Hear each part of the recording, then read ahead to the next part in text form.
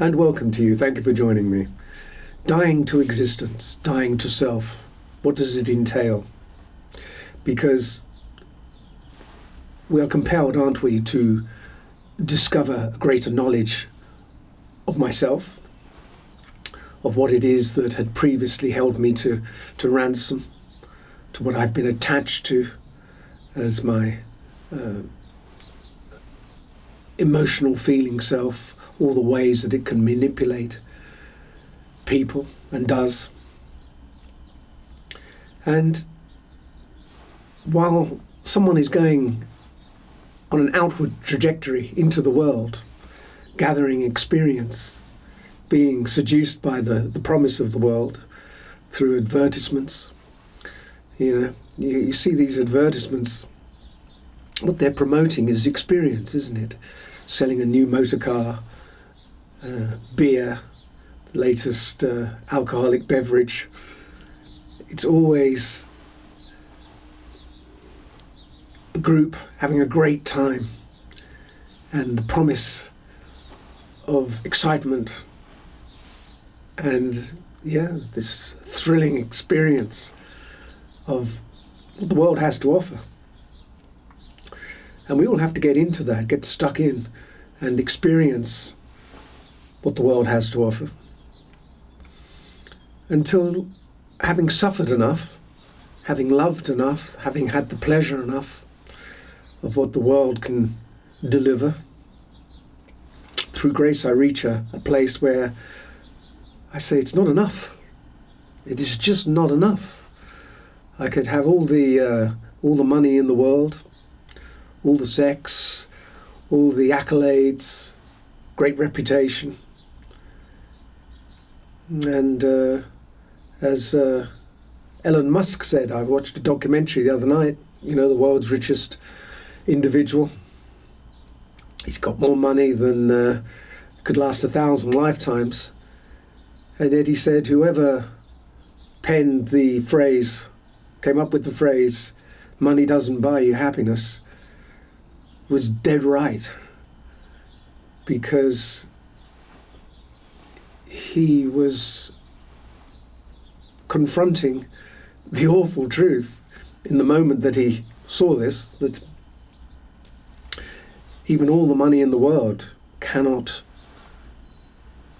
bring me to that state of fulfillment that is uninterrupted, that endures. And the only way out of it is to keep busy, keep creating, and create new experience. And when I start to come to my senses, to begin to question the deeper purpose of why I'm alive,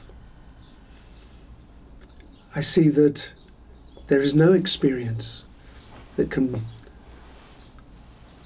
will bring me to this state. I don't even know what it is, you see, what it is that I am looking for. But when great change happens, someone realizes what they no longer will tolerate, what is no longer acceptable to them. That's the thing. Because I don't know what it is. I've heard talk of enlightenment and higher states of being, consciousness. But if I haven't realized that sufficiently in myself, it's unknown, isn't it? It's unknowable. But to reach the stage where I now know what I don't want, what is not acceptable to me, that's enough to get me to the place where the inner journey and the transformation of self can begin at the conscious level. See? So it requires a great leap of faith, doesn't it? To go with the inner shift that is happening, to see that I'm not like I did, over 30 years ago, I didn't know what was happening, except that I was prepared to go along with what was happening within, because there was a knowledge, ever so faint, at the time, that it was right. And there was a recognition that the life was then changing and being directed by something very powerful, something very, something of great knowledge and integrity. See? So I turn inwards, and this is your story, isn't it? It's everyone's story that comes to the truth, comes to the spirit. There's a great inner shift of focus to confront what's within this body. Not that I can, not what the doctors see. I'm not looking for the physical representation, because I can see that. It's this body. But what's within it? What's the source, the motivating source itself, which has no form in the normal way that I can see things out here, but I can register it inside as energetically. See? And the first thing that I see when I start to turn inwards, become more still and receptive to the inner state, is myself. It's called myself, isn't it? That's what I could say. And myself is really a monster. A monster is myself. You know, all the stories of Frankenstein's monster and all the creations of these creatures in people's imagination. The source is myself, the psychic forces that live in the dark. That's the only monster. And this monster is a body of past which is unresolved, that has come together as an intelligent entity, you see. And when I face it, it looks at me, looks back at me, and it says, well, if you want to be free, man or woman, then you have to pass through me first. Yourself. I have to pass then through what amounts to everything that I have gathered since birth as a body of experience, the good and the bad. Don't have to worry about the good, because the good experience is there for the practical living, isn't it? How to deal with all the practical affairs of the world. Money, business, looking after the home. But that kind of experience doesn't cause any emotional disturbance, does it? I can just look at the facts. But the emotional forces, the emotional energy, that's a different thing altogether, because they hide in the dark, and the emotional energies of the more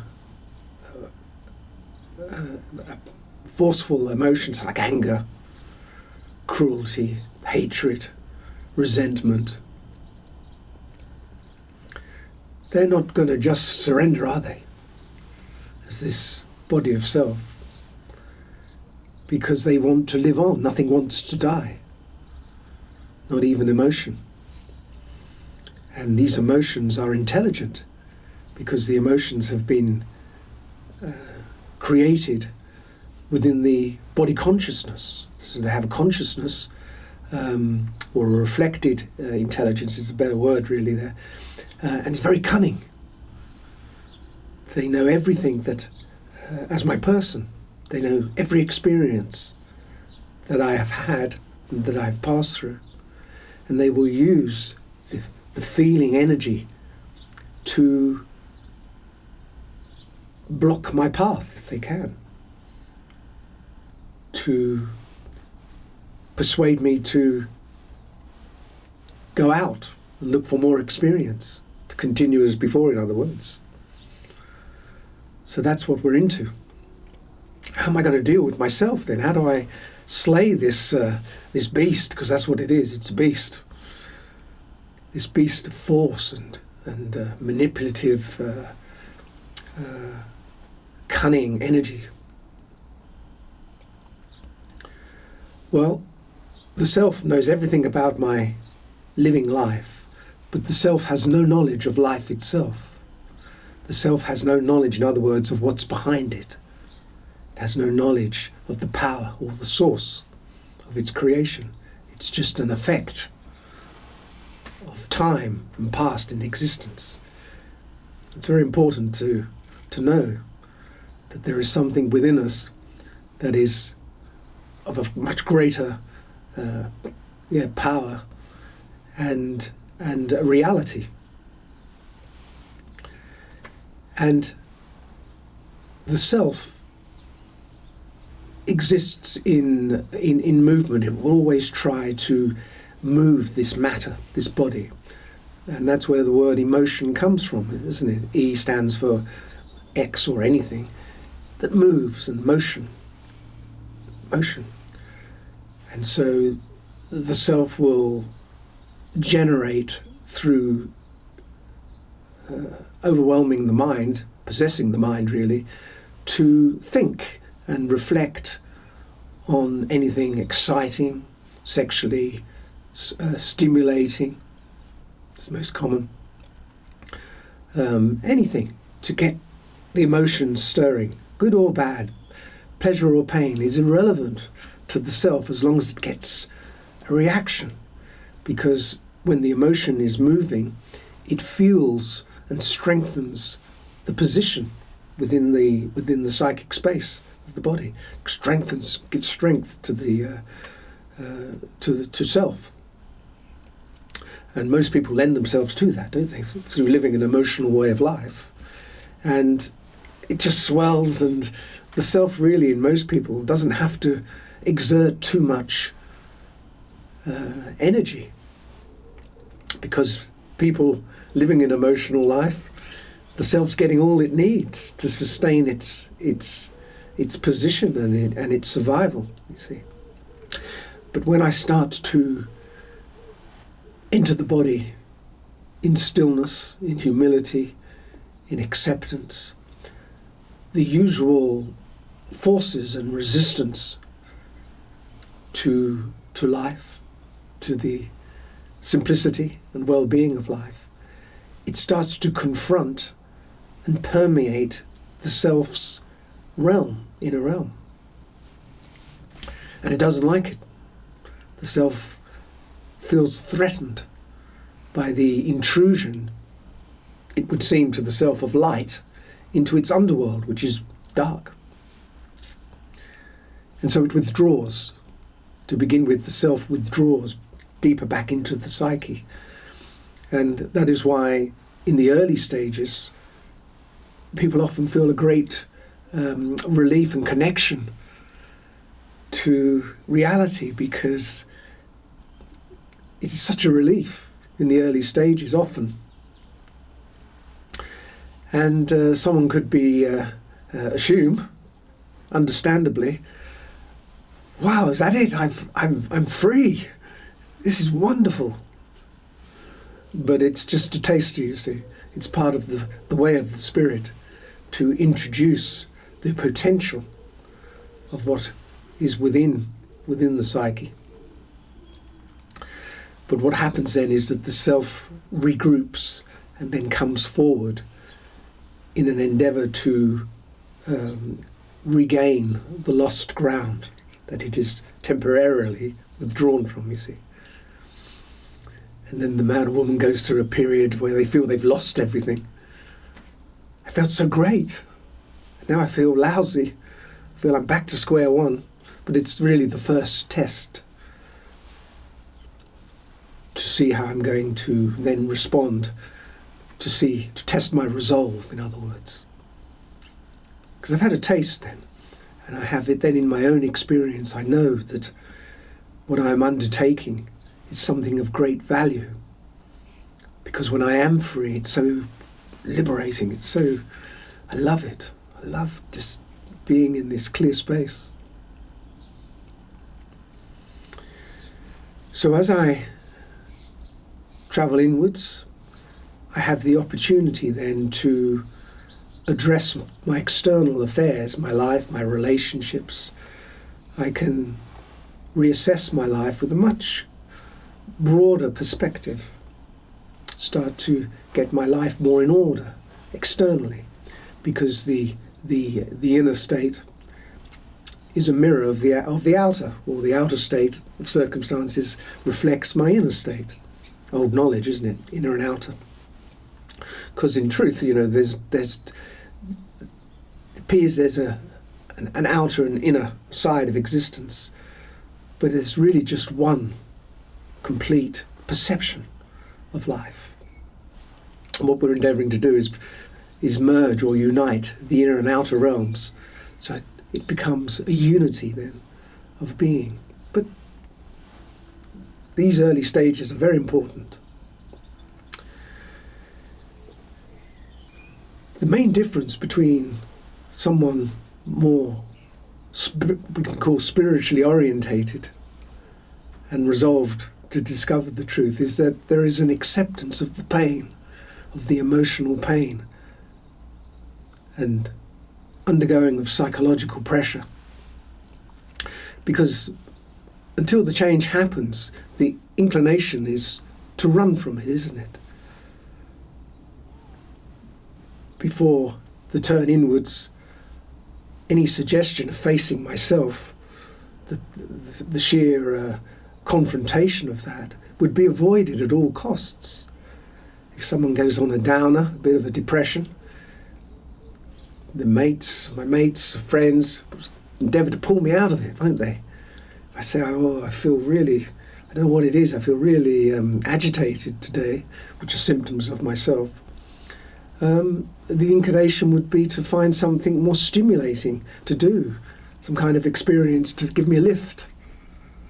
And that's the normal way of living, isn't it? But for the spiritual practitioner, they willingly bear the pain of self-dissolution. They willingly accept what is happening inwardly as the self begins to as the past begins to seep through the body of self. There is enormous pressure and pain, because the past, the unresolved past experience, the unresolved past, yes, and attachments, they are beginning to weaken, and often this can bring about weeping, great inner turmoil, which can last for many weeks, months, and as the process goes on, for many years. But as the process intensifies and goes on, although the pain, the inner pain, is more intense indeed, because as the self begins to surrender, it starts to shrink, the body starts to reduce in size, and it becomes more problematic. It has to exert more force to merely survive, whereas before, in the unconscious way of living, didn't have to try much at all, didn't have to exert much force.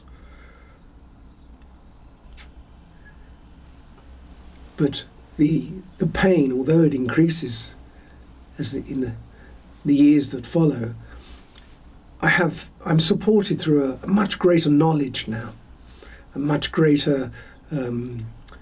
I can reach a place of stillness that is able to encompass the intensity of what I'm facing. So I'm always supported. I'm not abandoned. The spirit does not abandon the valiant of heart, I can tell you that.